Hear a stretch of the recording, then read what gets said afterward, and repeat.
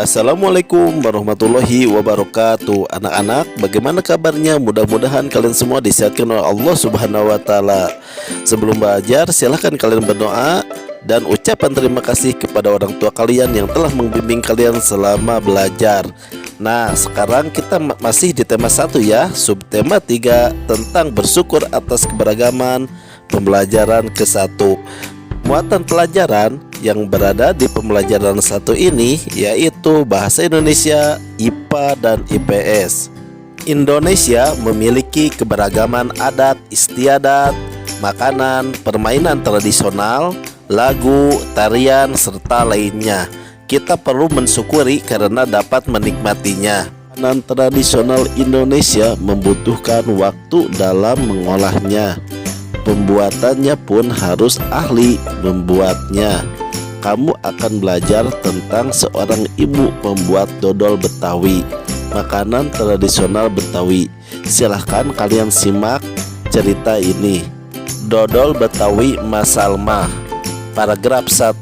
Sebentar lagi kota Jakarta akan berulang tahun. Seperti tahun-tahun sebelumnya, Mas Salmah menerima banyak pesanan. Mas Salmah adalah pembuat dodol tradisional Betawi di kampungnya. Biasanya ketika menyambut ulang tahun kota Jakarta, banyak pertokoan yang mengadakan festival Betawi. Makanan Betawi menjadi jajanan di festival. Kerak telur, bir peletok, dan dodol Betawi menjadi primadona makanan dalam menyambut Dirgahayu Jakarta. Paragraf 2. Sudah sejak seminggu yang lalu, Mas Salmah bekerja keras. Ia dan beberapa ibu-ibu tetangganya membuat adonan dodol. Ketan, gula merah, gula pasir, dan santan dicampur menjadi satu. Membuat dodol Betawi membutuhkan kerjasama. Tidak hanya perempuan, laki-laki pun terlibat dalam pembuatannya. Biasanya Mas Salmah dan ibu-ibu menyiapkan bahan, memarut kelapa, dan menumbuk beras ketan. Adonan dituangkan kawah, lalu diaduk hingga kental. Proses mengaduk ini dilakukan terus-menerus selama 8-12 jam. Pembuatannya memang berat dan lama. Oleh karena itu, pembuatan dodol Betawi membutuhkan kerjasama. Paragraf 3. Untuk memenuhi pemesanannya, Mas Salmah selalu melibatkan tetangga-tetangganya. Mas Salmah ingin rejeki yang diperoleh dari dodol Betawi tidak dirasakan sendiri. Mas Salmah juga ingin dodol Betawi selalu dikenal. Ia ingin warga di sekitarnya juga ikut melestarikan makanan tradisional milik kampung sendiri. Dodol Betawi Mas Salmah ikut melestarikan budaya, memupuk kerjasama, serta menjalin keakraban antar warga.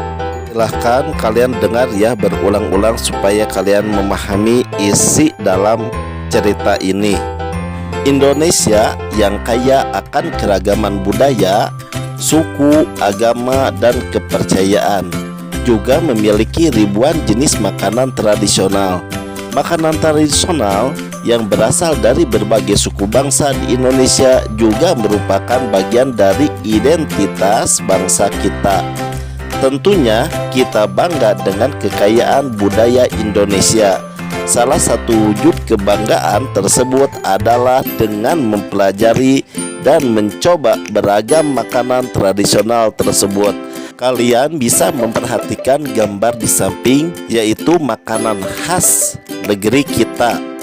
Ingatkah kamu bahwa bunyi memerlukan penghantar untuk bisa terdengar? Media penghantar untuk perambatan bunyi adalah udara, zat cair, dan benda padat. Apakah kamu tahu sifat-sifat bunyi yang lainnya? Bunyi sebagai sebuah gelombang memiliki sifat dapat dipantulkan dan diserap. Bunyi akan dipantulkan dengan baik jika mengenai benda-benda yang keras seperti permukaan dinding batu, semen, besi, kaca, dan seng. Bunyi akan diserap jika mengenai benda-benda yang lunak seperti gabus, kapas, dan spon.